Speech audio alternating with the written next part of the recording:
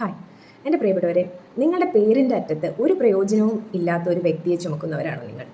രാവിലെ മുതൽ വൈകിട്ട് വരെ കുടുംബത്തിന് വേണ്ടി ജീവിക്കുകയും മക്കളെ നോക്കുകയും അവർക്ക് വേണ്ടി മാത്രം ജീവിക്കുകയും ചെയ്യുന്ന സ്ത്രീകളെ മാറ്റി നിർത്തിക്കൊണ്ട് നിരന്തരമായി ഉപദ്രവിക്കുന്ന വ്യക്തിയുടെ പേരിൻ്റെ ഭാരം ചുമന്ന് ജീവിക്കുന്ന ഒരുപാട് കുടുംബങ്ങളുണ്ട്.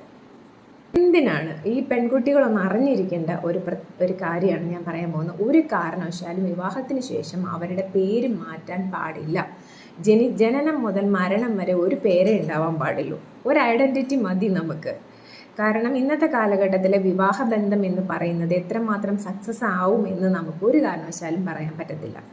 അപ്പം അതുകൊണ്ട് ഒരു കാരണവശാലും ഒരു പെൺകുട്ടിയും വിവാഹശേഷം ഭർത്താവിനുള്ള പ്രത്യേക അന്നേരത്തെ ആ ഒരു കൂടുതൽ സ്നേഹം കൊണ്ട് ഒരു കാരണവശാലും പേര് മാറ്റരുത്. അങ്ങനെ ഒരു അബദ്ധം കാണിക്കരുത് ഒരാൾ പോലും. കാരണം പിന്നീട് അതൊരു വലിയൊരു ഭാരമായി നമ്മൾ ചുമക്കേണ്ടി വരും.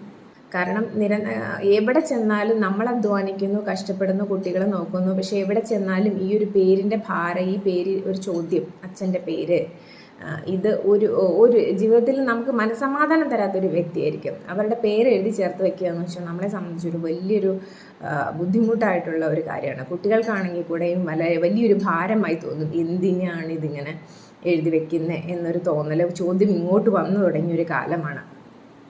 ഇപ്പോൾ പലപ്പോഴും പലരും അമ്മയുടെ പേര് ചേർത്തിട്ടാണ് പല കുട്ടികളും പേര് പറയാൻ ആഗ്രഹിക്കുന്നത്. കാരണം ഈ അച്ഛനെ കൊണ്ട് യാതൊരു പ്രയോജനവും ഇല്ലാത്ത വ്യക്തിയായിരിക്കും.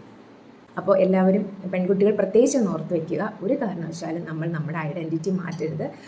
അച്ഛൻ്റെ പേര് മാറ്റി ഒരു കാരണവശാലും പെട്ടെന്ന് ഭർത്താവിൻ്റെ പേരിലേക്ക് മാറ്റരുത്. പിന്നീട് ഒരുപാട് ഇഷ്യൂസിലേക്ക് നമുക്കത് പോവേണ്ടി വരും.